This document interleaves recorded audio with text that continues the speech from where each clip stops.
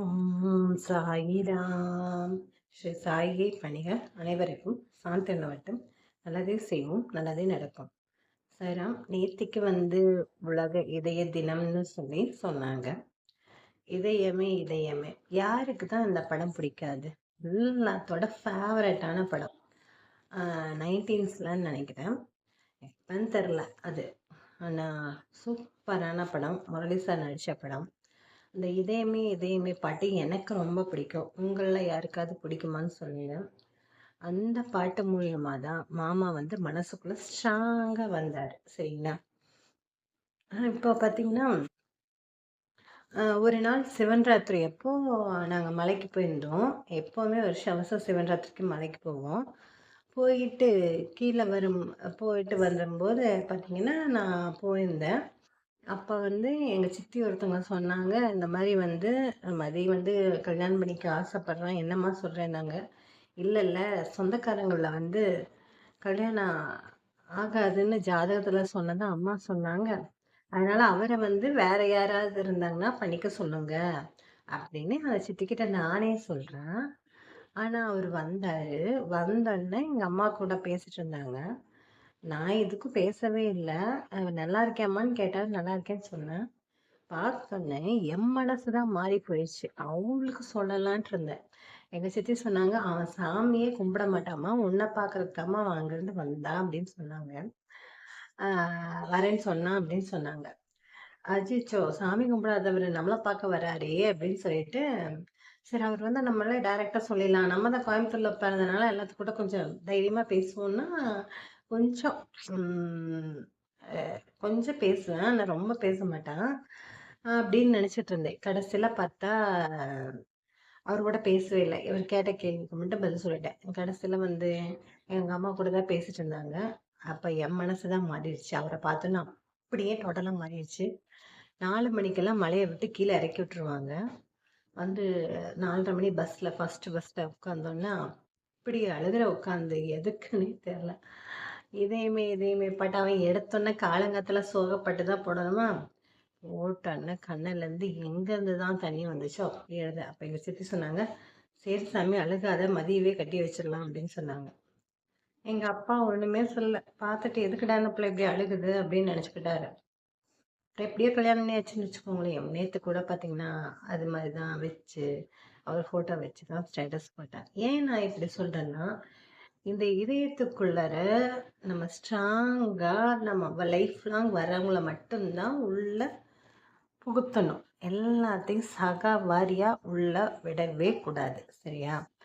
எத்தனையோ சூழ்நிலைகள்ல நான் அவரு ட்ரிங்க்ஸ் பண்ணப்பெல்லாம் நடந்த விஷயங்கள் எல்லாம் நினச்சி நான் என்ன நினச்சிருப்பேன்னா, போகலாம் போகலாம், இவரை விட்டு போகலாம், இவர் ரொம்ப ஓவராக போகிறாரு அப்படின்னு நினச்சிட்டு கிளம்பியிருப்பேன்.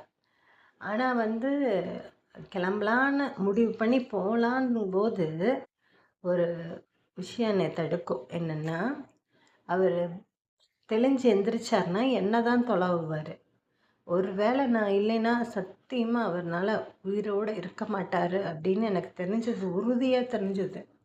ஆனால் அவர் போய் நான் உயிரோடு இருக்கேனே, இது எப்படின்னு எனக்கு தெரியல. ஆனால் நிஜமாகவே நான் இல்லைன்னா அவர்னால இருக்கவே முடியாது. தம்பிங்களுக்கெல்லாம் கல்யாணம் ஆகிடுறதுக்கப்புறம் கூட நான் எங்கேயாவது ஊருக்கு போயிட்டேன்னா, அவர் வீட்டிலே இருக்க மாட்டார், ரோட்லேயே அங்கேயும் இங்கேயும் வளர்த்திட்டே இருப்பார். அது மாதிரி அதனால சொல்கிறேன், நான் நம்ம கணவர்லாம் அவங்கவுங்க கணவர் அவங்கவுங்களுக்கு வசதி. நம்மளுடைய கணவர்மார்கள்லாம் மனைவிமார்களோட மனசில் ஸ்ட்ராங்காக உட்காந்துருப்பாங்க. எந்த சூழ்நிலையிலும் அவங்களால அந்த இடத்த விட்டு அகலவே முடியாது. உண்மையான அன்பு இருந்துச்சுன்னா அதே மாதிரி தான் மனைவிமார்களும் கணவன்மார்களோட மனசில் ஸ்ட்ராங்காக உட்காந்துருப்பாங்க. அகற்றவே முடியாது. கிண்டலுக்கு என்ன வேணாலும் சொல்லிக்கலாம்.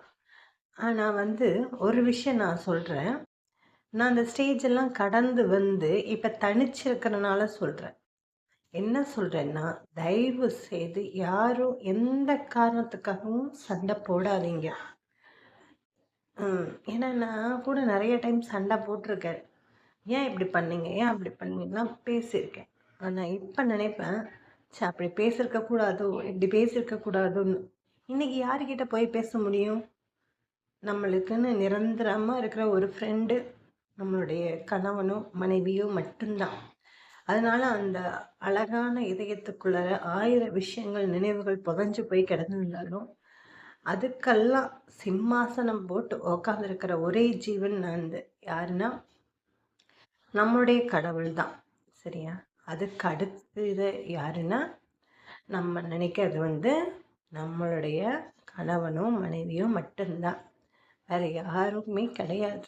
அதனால இருக்கும்போது கொண்டாடி பழகிக்கோங்க. பிடிச்ச விஷயங்களை கணவனுக்கோ மனைவிக்கோ விட்டு கொடுத்து அந்த மனசு, அந்த ஆத்மா மனசு சந்தோஷப்படுற மாதிரி பல விஷயங்களை செய்யுங்க. இருக்கிறது கொஞ்ச நாளைக்கு தான். அது வயசு எத்தனை வயசாக இருந்தாலும் பரவாயில்ல. இது 20 வயசு தானே ஆகுது, 25 வயசில் கல்யாணம் ஆகுதுன்னு வைப்போமே, நம்மளுக்கு இன்னும் நாட்கள் இருக்குன்னு நினைக்க வேண்டாம். யார் யாருக்கு எப்பப்போ எது எது நடக்குதோ தெரியாது. அதனால் இருக்கிற அந்த நாட்களில் நம்ம ஒற்றுமையாக இருந்து பழகிக்கணும். கண்ட கசகசன்னு இருக்கிறது எதையுமே மனசுக்குள்ளே நுழையவே விடக்கூடாது. சரியா? இப்போ கணவனும் மனைவியும் மனசுக்குள்ளார ஸ்ட்ராங்காக வந்துட்டாங்கன்னா அதுக்கப்புறம் வேற யாரையும் உள்ளார வர அனுமதிக்காதீங்க. நிறைய பேர் வாழ்க்கையில் அந்த கணவன் மனைவி கிட்ட வந்து திருப்தி இல்லை அப்படின்ற காரணத்தினால பல கசடாக்களையும் உள்ள நோக்கி இழுத்துக்க பார்க்குறாங்க. ஆனால் அவங்களோட வாழ்க்கையெல்லாம் ஒரு வெற்று காகிதம், 0 ஆயிரும். சரியா?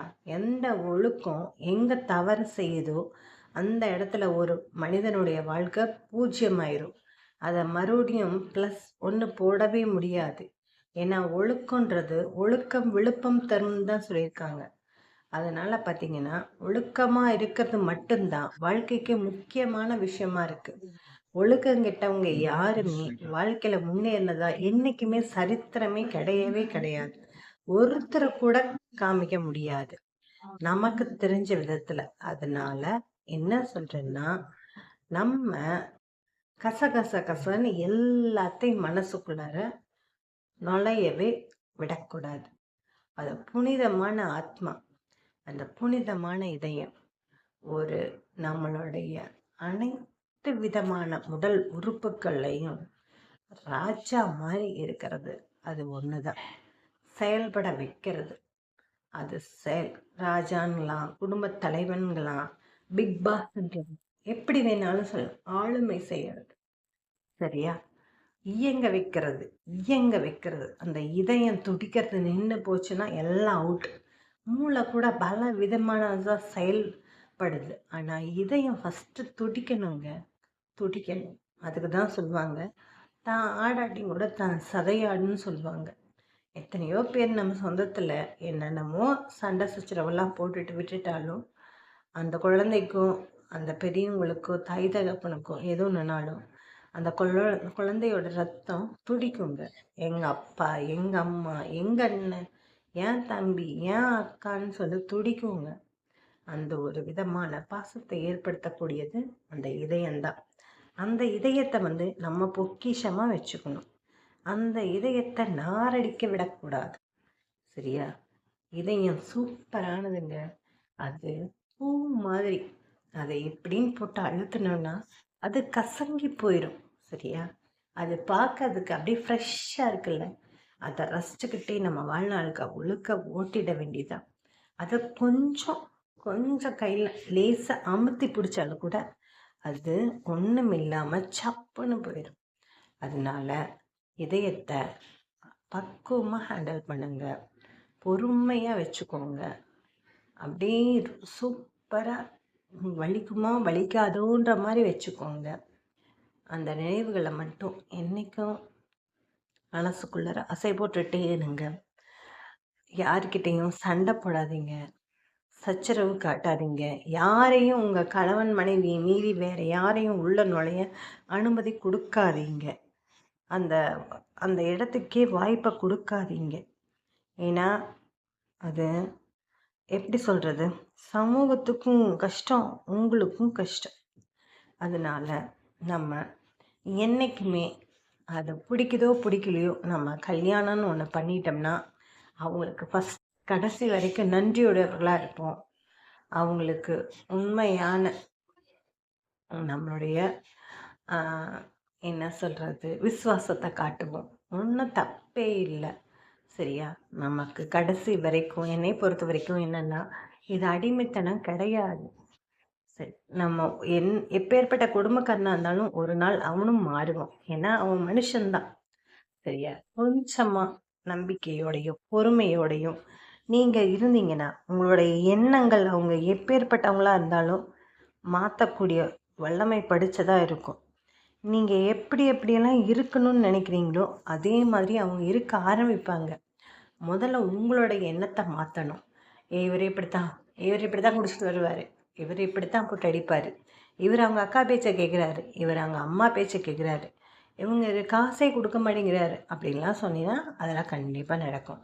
என் வீட்டுக்காரர் மாதிரி தங்கமானவர் யாருமே இல்லை, அவர் என்னை நல்லா பார்த்துக்கிறாரு, அவர் எனக்கு எந்த குறையும் வைக்கிறதில்ல, வேணுங்கிறது வீட்டுக்கு வாங்கி கொடுக்குறாங்க, பிள்ளைங்கள நல்ல ஸ்கூலில் படிக்க வைக்கிறாங்க, இப்படி மாதிரி சொல்லி பழகுங்க.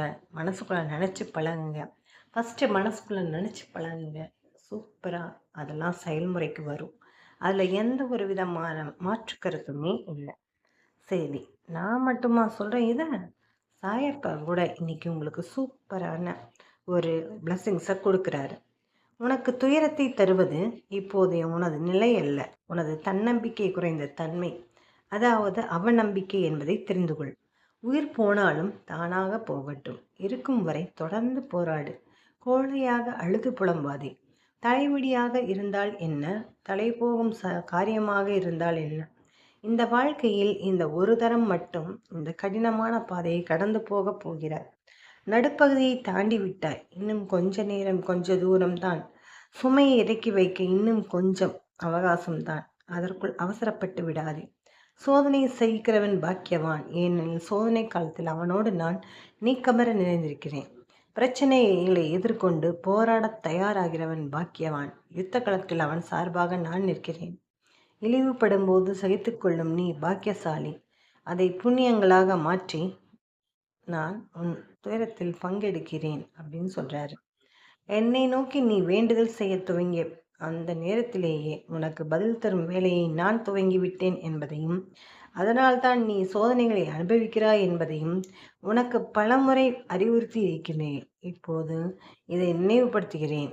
என் மேல் பூரண நம்பிக்கை வைத்து பொறுமையாயிரு, உன்னை நான் ஒருபோதும் கைவிட மாட்டேன், கலங்காதிரு அப்படின்னு சொல்லியிருக்காரு. அதனால் நாம் எல்லாரும் ஒரு சந்தோஷமான வாழ்க்கையை வாழ்வோம் வளமுடன். ஜெய் சாய்ராம். சாயப்பாவின் திருவடிகளே சரணம்.